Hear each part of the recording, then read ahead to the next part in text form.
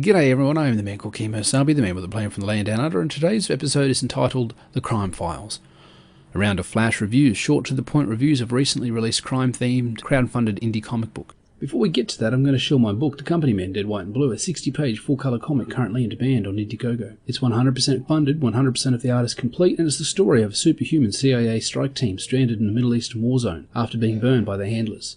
They have to fight their way out of the war zone, clear their names, and stop a major terrorist attack in less than 24 hours. This comic is full of political intrigue, spycraft, and intense violent superhuman action. We've got both digital and physical options available, with amazing variant covers and internal art by some of the best indie artists working in comics today. Links in the description below.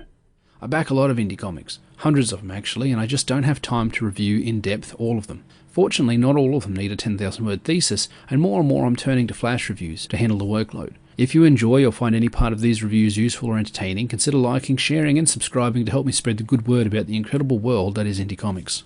First up we have Burn Residue Issue 1, the story of a hideously disfigured burn victim working as a gas jockey in the middle of nowhere.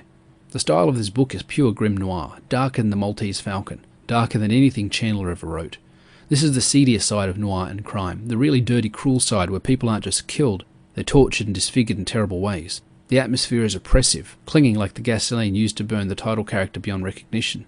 This is a crime revenge story, a serendipitous story, a story of a down-on-their-luck victim, a gambling man, coming up trumps one last time. When the title character responds to the ringing bell of a customer at the gas station he works at, he never expected it to be one of the men who left him so horribly disfigured. When he realises the criminal has another person in the trunk, someone who'll probably be dead before sunup, the protagonist has to decide whether or not to act. And if he does act, is he doing it to help another human being, despite the cruelty mankind shows him for his disfigurement? Or is he motivated purely by revenge?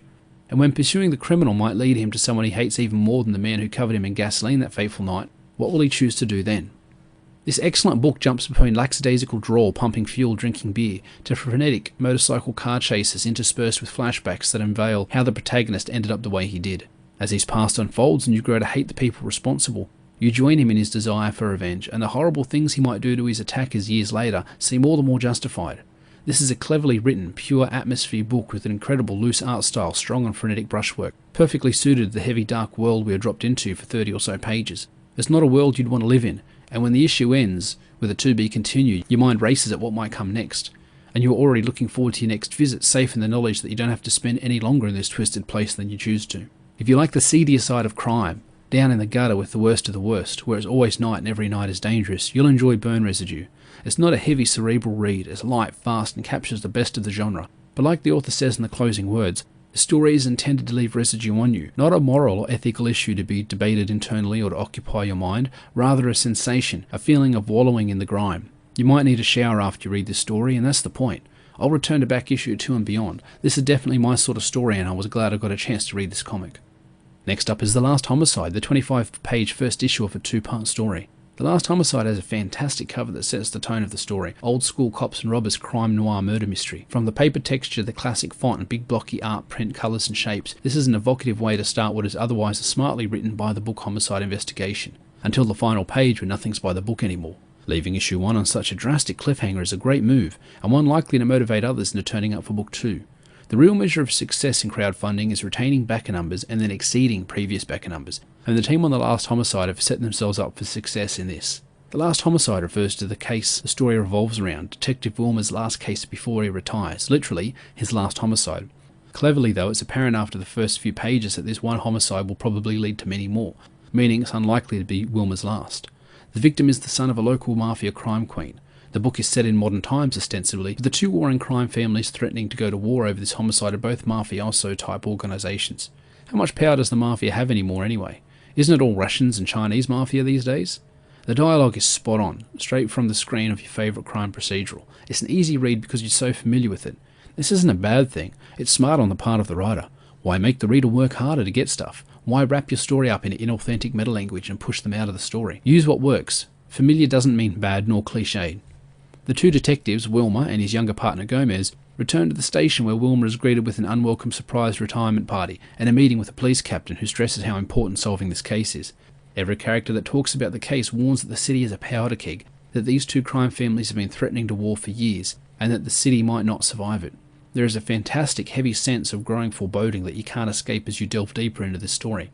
Gomez seems oblivious to the threat, and Warmer seems as happy to be leaving it behind as he does regretful that he can't do anything to stop it. The characters are very real, very human, and easily relatable with what little we get of them in the 25 pages of the story. It's the dialogue that this book shines through, though.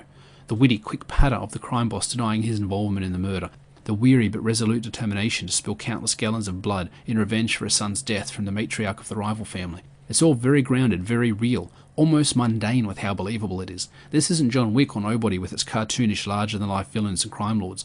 This is life in the nearest big city in your state. Crime bosses with families and foibles and pride, and no skills to deal with the loss in any other way than with violence. Returning to the scene of the crime, for a lack of any other leads, the detectives come across an intruder who flees, but the intruder drops a bullet casing on the way. When Warmer IDs the type of gun the bullet was shot from, he's able to narrow down the identity of the killer. If nothing else, he now knows the killer was a cop. That's a hell of a cliffhanger. This is a tidy, believable crime story, classically told with serviceable, moody artwork that has some really nice painterly textures and qualities, despite nonetheless relying fairly heavily on traced 3D backgrounds. Sometimes the characters aren't easily distinguished because of the heavy-handed inking style. It suits the style of the story, no doubt, but there was a scene or two where I had to reread it because I was putting the wrong words into characters' mouths because I couldn't tell them apart easily. Like Burn Residue, this is smart, crime-based storytelling, and I'll definitely return for part 2 because, primarily, I want to know how the story ends, and that's the best compliment I can give a story. The last comic in the crime files today is Broke Down 4 Dead Bodies. Sometimes you read a comic and you can tell it was meant to be a screenplay. With all the graphic novels and comics you're getting optioned these days, it seems you've got a better chance of success to get your movie made if you make it into a comic first before you pitch it. Then other times you read a comic and think, this would make a great movie. That's how I felt about this book. Rodriguez, Shane Black or Tarantino would absolutely nail this thing. It's punchy, it's clever, it's got style and strong character types that you know and recognise from countless other pieces of media. Yeah, this book doesn't do anything new, but what it does well, and that matters more to me. New doesn't mean good and familiar doesn't mean played out. Immediately the book proves it's got a different tone. A young thief is holding up a gas station but is subdued by Mr. Washington, a local crime lord. Rather than killing the youth or having the kid arrested, he recruits him, seeing promise in him despite his rough edges. This book jumps back and forward between several time periods, the distant past, the day before the present and the present. In the day before, the young thief, who we are told is named Denver, has grown and is being offered a chance to move up in the organisation if he can handle this one last job, this one drop-off. He's being teamed up with Randy Noble, another of Washington's proteges who just finished a 3-year bit without indicting Washington or any of his associates. The two are given a case to deliver, but when they arrive for the drop-off, their case is discovered to be empty. The Mexican dealers pull guns on them, and Denver and Noble act as a team to kill their way free of the situation. They call Washington's right-hand man, the same one Noble grudgingly went to prison to cover for, and he arranges for them to meet him in town. When they refuse to give him the empty case, their orders were to deliver it directly to Mr. Washington, the right-hand man's lackeys pour out of the building and open fire on the pair. They escape as something vital is hitting their car as they make their getaway, and somewhere in the desert the car breaks down, leaving them broke down with 4 dead bodies, just like the title says. This is a stylish, punchy crime story where the bad guys wear neon-bright suits and shoot their guns sideways. Denver and Noble are immediately likeable and even more so as a pair, bitching and fighting as they try to find a way to coexist with each other. This is a reverse crime buddy cop movie with a seedy veneer of everyone's a bad guy. The art style is a strange combination of minimal, simplified, almost manga-esque line work where a lot of the mass and weight is carried by the big blocks of gradiated colour. It's got vibes of 80s Miami Vice mixed with the beat and pulse of Reservoir Dogs. In some places the art is spot on, in others it's a little wonky, but I think the deliberate choices made in art style enhance the book overall. If this book were drawn in a heavy, painterly style with lots of dark areas and fields of black, it'd be too serious and too heavy. Instead, the lightness of the art translates into a freedom for the story, giving it a surreal nature, of work like the Nice Guy Detective Agency and the gonzo feel of Dusk Till Dawn. This book is throwing some big punches and many of them are landing. This is another title I'd like to catch up with on the next issue to see how the characters get on, and to see if my suspicions are confirmed as to how the story plays out. That brings us to the end of another Flash video review, 3 crime books, each bringing something different but each worth your time, especially if you're a fan of crime fiction. If you're not a huge fan of that genre, I hope these reviews show you that despite some preconceptions, the crime genre has a lot of range, and can offer a wide variety of stories, characters and experiences to suit any reader. If you're an indie comic creator and you'd like a comic reviewed, hit me up on Twitter and we'll work something out. Thanks for watching, thanks for your time, and I hope to catch you on the next video. Take care of yourselves and be good to each other.